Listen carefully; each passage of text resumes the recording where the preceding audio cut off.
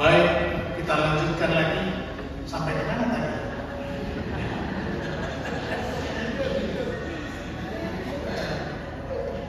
Suatu ketika orang banyak menangkap seorang wanita yang kedapatan berbuat dosa zina. Lalu orang banyak menyeret wanita itu dan membawa kepada Yesus dengan satu pengharapan, Yesus akan menghukum wanita ini oleh karena sudah berbuat dosa. Ketika mereka menghadapkan wanita ini kepada Yesus, lalu mengatakan perbuatan wanita itu, Yesus berkata kepada orang banyak ini, "Hai kalian orang banyak, barang siapa di antara kalian yang tidak pernah berbuat dosa, saya persilakan dialah yang melempar wanita ini lebih dahulu." Ternyata satu persatu orang banyak itu pergi meninggalkan tempat itu, dan Yesus melihat bahwa semua sudah pergi orang-orang tersebut. Lalu apa yang Yesus lakukan, apa yang Yesus katakan kepada wanita itu? Pulanglah dan jangan berbuat dosa lagi. Pulanglah, rubah tarianmu, rubah kelakuanmu. Pulanglah dan bertobatlah. Injil Matius pasal yang ke-24 sangat jelas menggambarkan fenomena dunia kita pada zaman sekarang ini.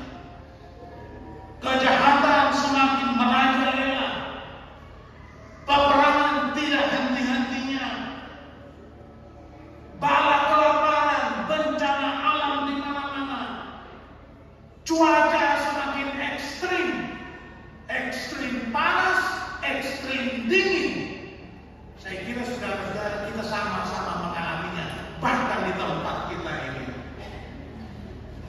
Bahkan muncul nabi-nabi palsu, pendeta-pendeta palsu yang memutarbalikkan firman Tuhan sehingga banyak menyesatkan orang-orang banyak. Di dalam Wahyu 22 ayat 10 hingga 11 mengatakan, sebab waktunya sudah sangat dekat. Barang siapa yang berbuat jahat, biarlah terus dia berbuat jahat. Barang siapa yang cemar, biarlah dia terus mencemarkan dirinya. Barang siapa yang benar, biarlah dia tetap berbuat benar. Barang siapa yang kudus, biarlah dia tetap menguduskan dirinya. Walaupun dikatakan waktunya sudah sangat dekat, tidak ada seorang pun yang bisa memastikan kapan hari, bulan, tahun Yesus akan datang kedua kali.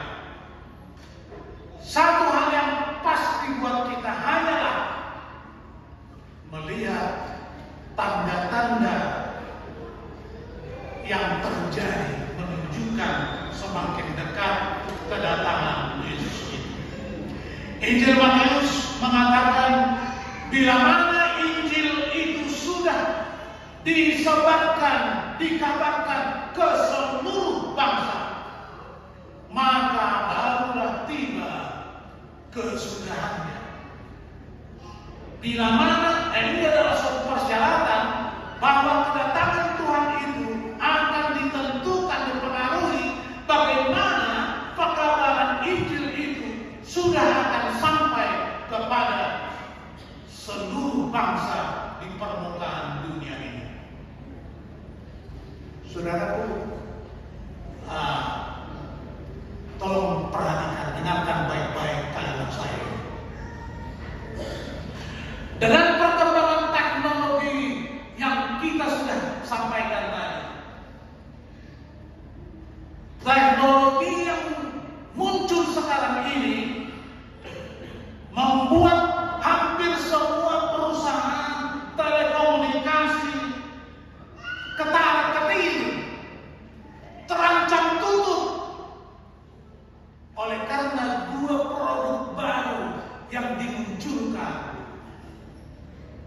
yaitu Starlink dan Elon Musk. Ini adalah perusahaan telekomunikasi canggih, super canggih yang baru keluar, dan dengan teknologi ini kita tidak ada lagi akan mendengarkan alasan ketika kita berhandphone, waduh sore tidak bisa, oleh karena di sini tidak ada sinyal. Oleh karena dengan teknologi yang canggih ini tidak membatasi lagi komunikasi seseorang ada di tengah laut, ada di tengah hutan, dimanapun. Oleh karena satelit yang mereka orbitkan ini pada ketinggian yang sangat rendah, sehingga bisa mencapai seseorang dimanapun dia berada, apa dia di kutub utara, apa dia di kutub selatan, maka semua orang akan boleh berkomunikasi dengan baik. Tetapi saya katakan tadi Starlink, jangan saudara-saudara pikir seperti yang keliling-keliling itu, naik sepeda, naik motor, Starbucks keliling, ya, bukan itu, ya. Kalau itu sudah banyak itu di mana-mana. Ini adalah telekomunikasi yang super canggih, yang akan membuat, saya kira, pekabaran Injil ini akan tiba kepada siapapun di seluruh dunia, terlepas dimanapun dia berada.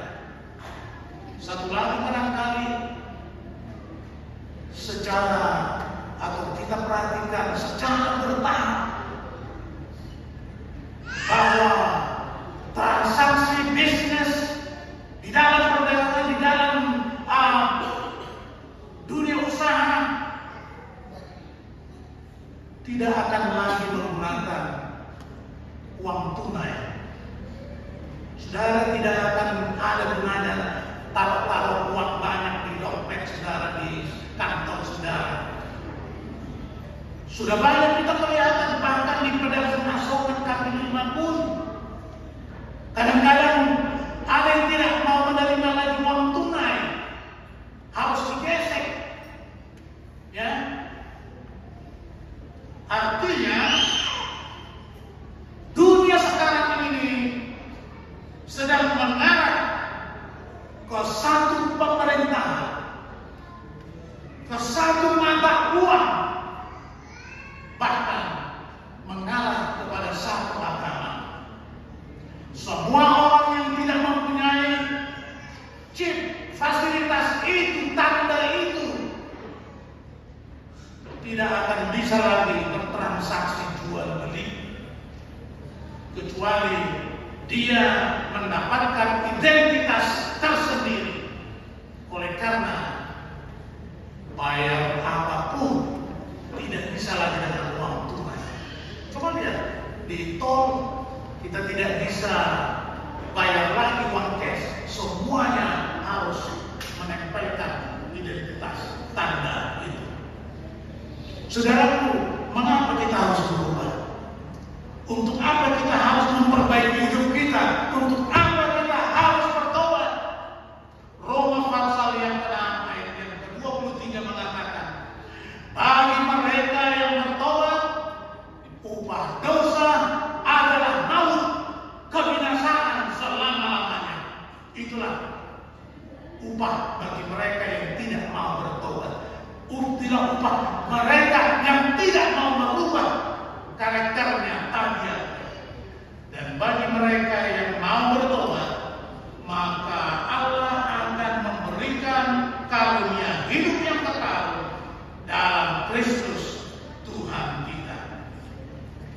Saudaraku, kalau ada waktu yang paling tepat kita untuk bertobat,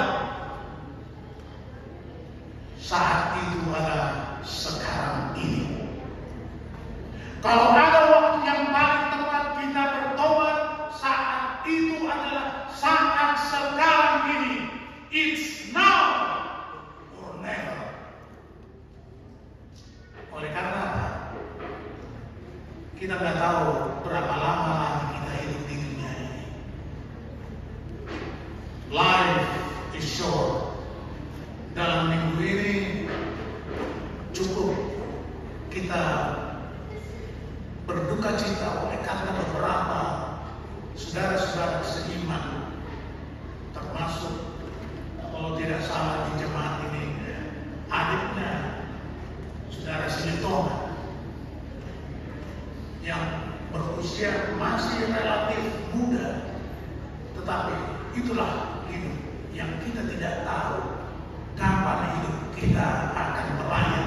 Itulah sebabnya selama Tuhan masih memberikan waktu dan kesempatan kepada kita, turn, I will return. Bertobatlah, oleh karena saya atau aku akan segera datang. Ayat yang terakhir, Yohanes 14. Ketika Yesus mau meninggalkan murid-muridnya naik ke surga, Yesus berkata kepada murid-muridnya, jangan gelisah hatimu. Percayalah, kalaupun saya mau pergi, saya akan kembali segera. Saya pergi untuk menyediakan tempat bagi kamu, supaya kita akan tinggal bersama-sama nanti. Hidup penuh dengan damai sejahtera di kota Yerusalem baru yang Tuhan sediakan bagi umat-umatnya. Sebuah lagu pujian yang terakhir. Ini sudah lewat berapa menitnya. Tadi ketika saya berpapasan dengan ibu papa, bang, jangan lama-lama ya. Di sini jam 12 paling lama sudah selesai. Saya bilang, kalau jam 12 saya tidak janji.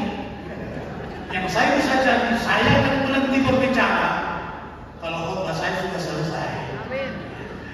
Sebuah lagu pujian kiranya boleh menguatkan kita untuk tetap percaya, tetap setia, dan selalu pengharapan kita sedang pulang kampung. Pulang kampung adalah suasana yang penuh dengan sukacita, oleh karena kita akan bertemu dengan Yesus, Tuhan dan Juru Selamat kita. Tuhan memberkati jemaat teman ini dengan segala